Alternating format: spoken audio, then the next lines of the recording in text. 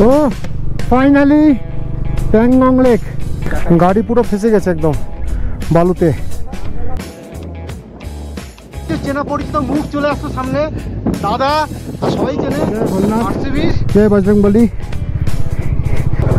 রাস্তা বলতে সেরকম কিছুই নেই, জাস্ট এই চল যা আরামসে আরামসে আরামসে আরামসে। এই জায়গাটা কিন্তু মারাত্মক রিস্কি জায়গা, পুরো পাথর, পড়লেই কিন্তু সাহেব নদীতে।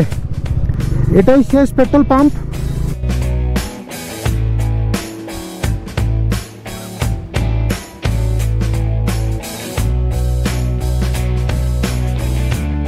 Good morning and welcome to my channel traveller 400 save nature love animal. তো কাল আমরা লাস্ট দুদিন ধরে ডিস্কেটে আছি। তো আজকে আমরা এখন সকাল 9:15 বাজে, মোটামুটি এখান থেকে এখন রেডি হচ্ছে। আমরা ব্রেকফাস্ট করা বাকি আছে, লাগেজ গাড়িতে বেঁধে নিয়েছি। তো এখান থেকে বাড়বো প্যাংগং লেক। তো রাস্তা মোটামুটি একটু ভালো খারাপ আছে যা শুনলাম। যাই হোক, দেরি করবো না, আমরা খাওয়া দাওয়া করে বেরিয়ে যাই। তো আজকে কিন্তু এই পরোটাও আছে এখানে, আলুর পরোটা, ব্রেড অমলেট, ব্রেড বাটার। তো আমাদের ব্রেকফাস্ট হয়ে গেছে। तो আমি এখন বার হচ্ছি এখান থেকে। भैया नाम क्या आपका? सुनील। सुनील और आपका? बलराज। दोनों बंदा मस्त बंदा है, कुछ भी चाहिए इनसे। वैसे यह होटल का क्या नाम है बताइए दीजिए? हिमालयन रीगल है सर। Himalayan Regal. তো আমরা বেরিয়ে গেলাম। এখন যেটা করতে হবে, আমাদেরকে দুটো মানে ড্রাম কিনতে হবে, জারিকেন, তেল ক্যারি করার জন্য। তেল এখান থেকে ক্যারি করবো না, তেল আগের থেকে ক্যারি করব, কারণ প্যাংগং হানলে কুমিল্লা করতে আমাদের ট্যাঙ্কিতে যা তেল আছে তাতে হবে না, এক্সট্রা তেল ক্যারি করতে হবে, নইলে ওখানে লুজ তেল পাওয়া যায়, ওটা না ভরাই ভালো। তো এটা হচ্ছে ডিস্কিট মার্কেট। ডিস্কিট হচ্ছে নুব্রার হেডকোয়ার্টার। তো একটা হার্ডওয়্যার দোকানে পেলাম এই যে ড্রাম, পেলে দেখ নিতে। আমরা ফুয়েল ড্রাম নিয়ে নিলাম, 5 লিটারের 4টে নিয়েছি। তো এখন আমরা যাচ্ছি হচ্ছে মনেস্ট্রি, ডিস্কিট মনেস্ট্রি, ওই যে দেখা যাচ্ছে। তো এটা হচ্ছে ডিস্কিট মনেস্ট্রির গেট। তো আমি এখন দাঁড়িয়ে আছি ডিস্কিট মনেস্ট্রিতে। খুব সুন্দর একটা জায়গা, বিশেষ করে এখান থেকে নিচের অদ্ভুত লাগে, নিচটা দেখতে খুবই সুন্দর লাগে। আর মনেস্ট্রি আমার যেটা মনে হয়, মনেস্ট্রি ভিজিট করার বেস্ট টাইম বিকেল 5টার পরে, কারণ তখন সূর্যটা এই পাশে থাকবে, খুব সুন্দরভাবে দেখা যাবে।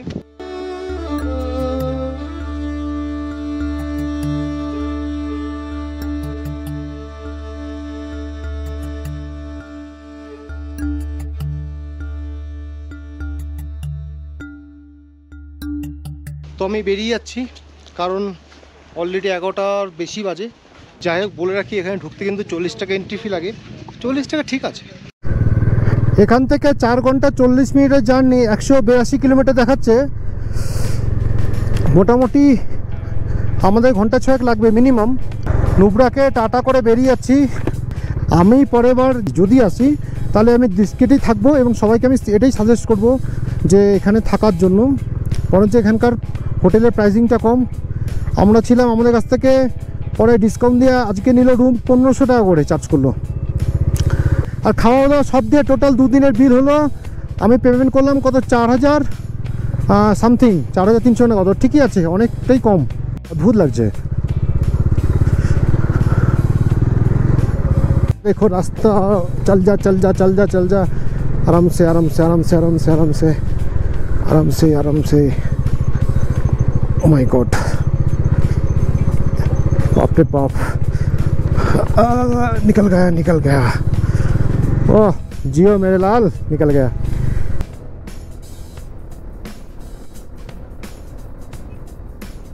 এটা বাঁ দিক দিয়ে চলে যাচ্ছে সিয়াচিনের রাস্তা, বাঁ দিকে। আমরা ডান দিকে যাব। এই মোড়টাতে কিন্তু একটা পাম্প আছে। খালসার থেকে 6 কিলোমিটার নুব্রার দিকে গেলে যে 3 মাথা মোড় পড়ে, 3 মাথা মোড়ে একদিকে নুব্রার দিকে চলে যাবে, একটা সিয়াচিনের দিকে চলে যায়। সেই মোড়টাতে পাম্প, পেট্রোল পাম্পটা আছে। ফাটাফাটি, মনটা পুরো ভরে গেল, অদ্ভুত। ওফ, সুইমিং পুলের জল এত পরিষ্কার হয় না। তো এইটাই সেই মোড়, যেখান থেকে ডান দিক দিয়ে যে গাড়িগুলো আসছে সেই সব খাটদুংলা হয়ে আসছে এই ডান দিক দিয়ে। আমরা বাদিকে এখন বেরিয়ে যাব। আমরা যেই রাস্তা ধরে যাব ভেবেছিলাম সেই রাস্তাটা বন্ধ। রুট ক্লোজ করা আছে। এখন আমার খালসার যেতে হবে, খালসার থেকে ডান দিকে একটা রাস্তা আছে, সেদিকে ধরে যেতে হবে। এখানে বিশেষ করে যারা লাদাখে আসবে তারা কিন্তু ম্যাপটা ভালো করে মাথায় ঢুকিয়ে নেবে আর কি, নইলে কিন্তু শুধু গুগলে ভরসা থাকলে খুব মুশকিল। এই হচ্ছে ডান দিকে রাস্তাটা যেতে কেটে যাচ্ছে প্যাংগংয়ের দিকে। পুরো রেগিস্তানের মাঝখান দিয়ে বাইক নিয়ে যাচ্ছি, আশেপাশে তো কিছুই নেই, মানে একটা গাড়ি অবধি নেই। তো এই হচ্ছে ছোট্ট ব্রিজ সহায়ক নদীর উপরে, যেটা পার করে যেতে হবে প্যাংগং। জলের কালারটা দেখো, অদ্ভুত অদ্ভুত, উফ বিউটিফুল। এদিকে রাস্তার অবস্থা খুবই খারাপ, গাড়ি তো 15-20 যাওয়া যাচ্ছে না। পুরো ডেজার্টের মধ্যে দিয়ে গাড়ি চালাচ্ছি, গাড়ি পুরো ফেসে গেছে একদম বালুতে। আমরা দাঁড়ালাম, যদি কিছুভাবে হেল্প করে বার করা যেতে পারে। চলো, জয় ভোলনাথ, জয় বজরংবলী। এই প্যাচেস ধরেই বাড়তে হবে ভাই। ডমিনারের দম আছে ভাই, এখন অবধি তো ভালো সাপোর্ট দিচ্ছে।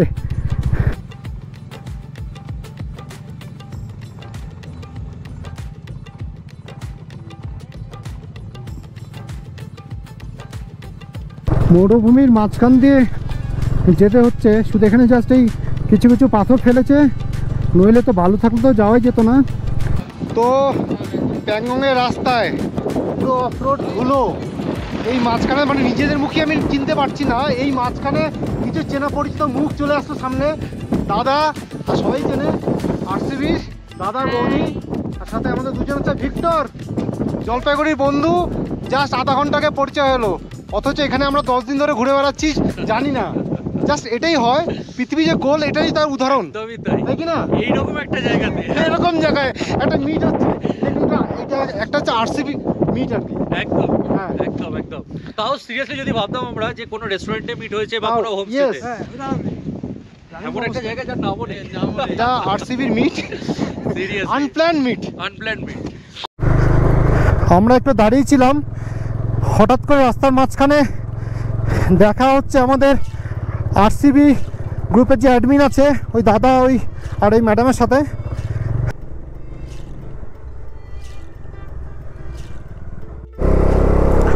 তো এতক্ষণ পর একটু ভালো রাস্তা পেলাম। ওফ,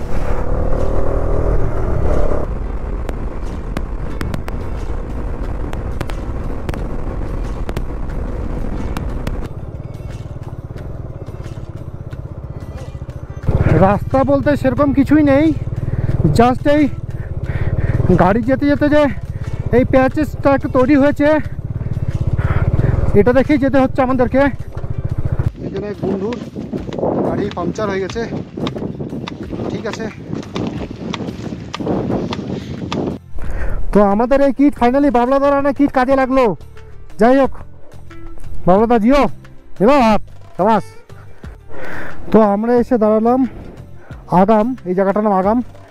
এখান থেকে বাঁ দিকে চলে যেতে লাগবে আমাদেরকে প্যাংগংয়ের দিকে, দুর্বুক 63, সায়ক 45 কিলোমিটার, আর ডান দিকে শক্তি 62 কিলোমিটার দেখাচ্ছে।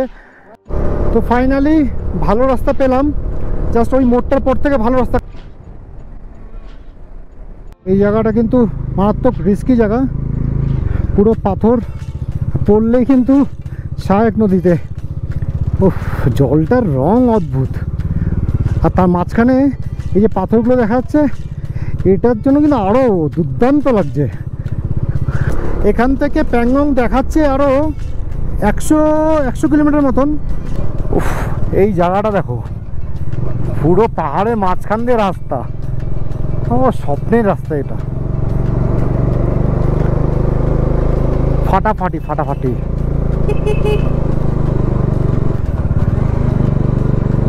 পুরো পাহাড় কেটে, পুরো পাথর কেটে বানিয়েছে রাস্তা। Hats off BRO.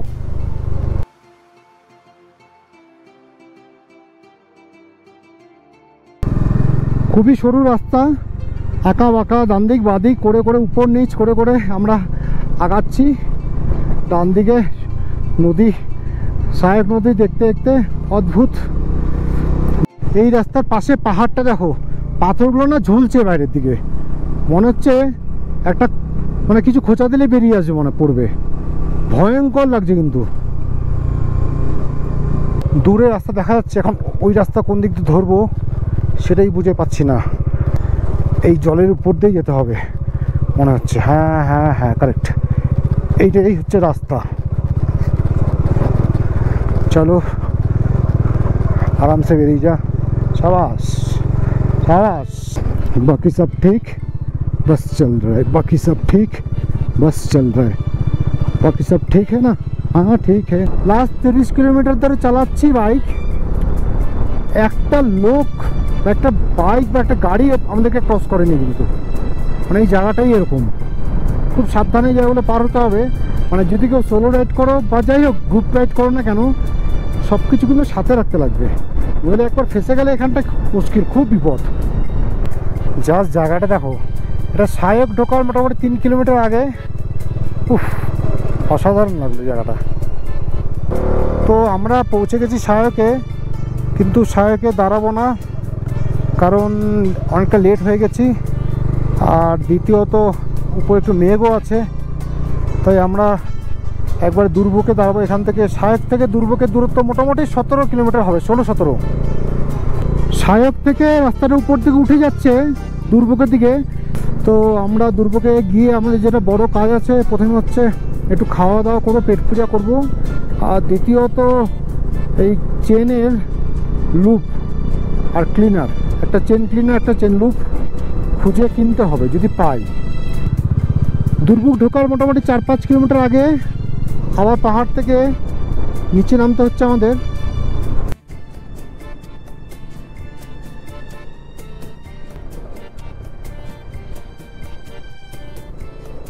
তো আমরা দুর্ভোগে ঢুকে গেছি।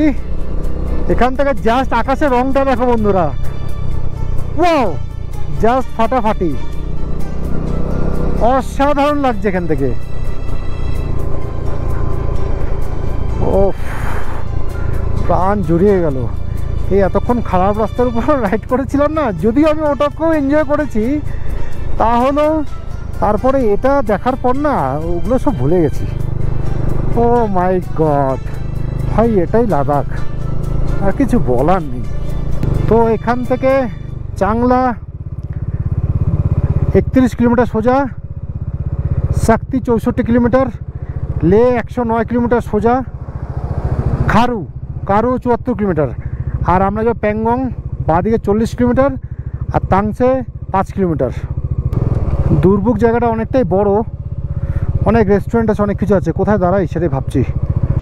তো আমরা দুপুরবেলা খাওয়ার জন্য দাঁড়ালাম সোজা প্যাংগং, এখান থেকে 45 কিলোমিটার। আর আমরা এই একটা রেস্টুরেন্টে দাঁড়ালাম, খাওয়ার অর্ডার দিয়েছি, খাওয়া এলে খেয়ে বেরিয়ে যাবো। তো খাওয়ার দাওয়া চলে এসছে, ভাত, গরম গরম ডাল, সবজি, আর যে ডিমের অমলেট, আর সাথে পেঁয়াজ আছে। আর দেরি করবো না। তো আমরা দুপুরে খাওয়া দাওয়া করে রওনা দিলাম। এখান থেকে আরও ঘন্টাখানিকের রাস্তা আছে, ঢুকতে ঢুকতে 6:30 7টা বেজে যাবে। তো এইখানটাতে আমরা লুপ খুঁজেছিলাম, পেলাম না। যা বুঝলাম মোটামুটি যদি আমাদের লুপ ক্লিনার যা লাগবে একমাত্র লে থেকেই উঠাতে হবে, ওর বাইরে কিন্তু পাওয়া খুব টাফ। এখন পাম্পে যাব, তেল ভরবো। তো আমরা তাংসে পৌঁছে গেছি। তাংসে এটাই শেষ পেট্রোল পাম্প, এরপরে হানলে বা উমলিংলা বা প্যাংগং এদিকে আর কোনো পেট্রোল পাম্প নেই। তো তেল ভরে নিয়েছি আমরা, মোটামুটি 5 না একটু কম করে ভরেছি, কারণ বেশি ভরলে উপচে যাবে। দুটো মিলে 10-8-এ আমরা মোটামুটি 9 লিটার করে ভরেছি, আর প্লাস গাড়িও ফুল করে নিয়েছি। এখন এটা বাঁধতে হবে ভালো করে, বেঁধে নিয়েছি পিছনে মবলদারটাও। থাংসে এটাই শেষ পেট্রোল পাম্প, মানে যারা উমলিংলা করবে, প্যাংগং করে উমলিংলা করবে, তাদের এখান থেকে তেল তো ফুল করতেই হবে, প্লাস এক্সট্রা ক্যারিও করতে হবে। এখান থেকে প্যাংগং সোজা 33 কিলোমিটার। আমরা টোটাল এখান থেকে 2800 টাকা তেল ভরে নিলাম। এটা দিয়ে 3 দিন চলতে হবে আমাদেরকে। প্যাংগংয়ে ঢুকবার আগে রাস্তা দেখো ভাই, আমি তো বুঝেই পাচ্ছি না আমি সেই ঠিক রাস্তায় যাচ্ছি তো নাকি, কারণ যে রাস্তা পেরিয়ে এলাম তারপরে এই রাস্তা। মানে যে কথা আছে না যে কার্পেটে জানি ঘি হজম হয় না, সেরকমই অবস্থা হচ্ছে আমাদের।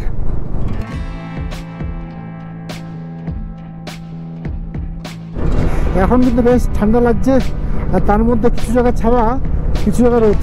ভাই জলদি চলো ধূপ মে। আমাদের অবস্থা এখন হয়েছে কই মিল গিয়া জাদুর মতন। ধূপ দূরে প্যাংগং লেক দেখা যাচ্ছে, ফার্স্ট দেখতে পেলাম এখান থেকে। এখন সামনে যাচ্ছি আমরা। ঠান্ডা কিন্তু মারাত্মক লাগছে। তো ফাইনালি প্যাংগং লেক। প্রচুর রাস্তা, মানে ভেঙে রাস্তা বানিয়ে আসতে হয়েছে এক কথায় বলতে গেলে। তারপরে এই ভিউ, আর কিছু বলার নেই। তো ফাইনালি আমরা এসে রুম পেলাম। রুম মানে টেন্ট। এই যে টেন্ট, এটা 3 জন থাকার জন্য শুধু বলছিল 1200 টাকার, খাওয়া দিলে 2500। তো একটু বার্গেনিং করে 2200 টাকা ফাইনাল করলাম। 3 জন থাকা, রাতের ডিনার, সকালে ব্রেকফাস্ট। ঠিকই আছে। একটা বাথরুম আছে। আর হচ্ছে এখানে থাকার, প্যাংগং লেকে থাকার 3টে অপশন আছে। প্রথমে ঢুকে ফার্স্ট পয়েন্ট একটা বলে, যে ঢোকার সাথে সাথেই বাঁ হাতে অনেক রিসর্ট আছে দেখতে পাওয়া যাবে, সেখানে থাকা যেতে পারে এক। আর এটাকে বলে শুটিং পয়েন্ট। প্রচুর স্টের অপশন আছে প্রচুর। আর তারপরে সামনের দিকে গেলে সামনেও আছে, ওটা হচ্ছে গ্রাম, ওখান থেকে শুরু হয়ে যায়। তো আমরা খুঁজে খুঁজে মোটামুটি এই জায়গাটায় বেছে নিলাম, কারণ এই জায়গাটা ক্রাউডটা তুলনামূলক কম। ফার্স্ট পয়েন্টে অনেক ক্রাউড দেখলাম। যাই হোক, রুমটা একবার দেখিয়ে দিই। তো আমি টেন্টের ভিতরে ঢুকে একবার দেখিয়ে দিই। ও ওই চেন খোলা আছে। এই ভিতরে কিন্তু 1 ফোঁটা হাওয়া ঢুকছে না, বেশ গরম। বাইরে কিন্তু মারাত্মক ঠান্ডা, কনকনে ঠান্ডা যাকে বলে। এই হচ্ছে টেন্ট, আর এই হচ্ছে বাথরুম। এই তো আমরা খাওয়ার জন্য চলে আসছি, ডিনার টাইম। গরম গরম রুটি, মিক্স সবজি বানিয়েছে একটা। মিক্স সবজির মধ্যে আলু, গাজর, ক্যাপসিকাম, পনির, ভালো বানিয়েছে সবজিটা। আর ডাল। হাই, খাওয়া দাওয়া হয়ে গেছে। ডিনার কিন্তু খুব ভালো খেলাম। রান্না কিন্তু ভালো ছিল, অসাধারণ। কিন্তু সমস্যা হচ্ছে ঠান্ডা। আমরা প্রথমে ভেবেছিলাম যে মোটামুটি হয়তো 4-5 টেম্পারেচার থাকবে। এদের জিজ্ঞেস করলাম, ওরা বললো যে 0 বা 1 হতে পারে। এই একটা কম্বল মোটামুটি এখানে 5, এটা আমার, এখানে আর 3টে আছে, আর অপশন নেই। ঠিক আছে, আজকে এখানে এন্ড করছি। আজকে দিনটা ভালোই কাটলো। বিশেষ করে অফরোড রাইডটা খুব এনজয় করলাম। ঠিক আছে, চলো কালকে প্যাংগংগুলো দেখাবো ভালো করে। আজকে সেরকম দেখাতে পারিনি। Tata, good night.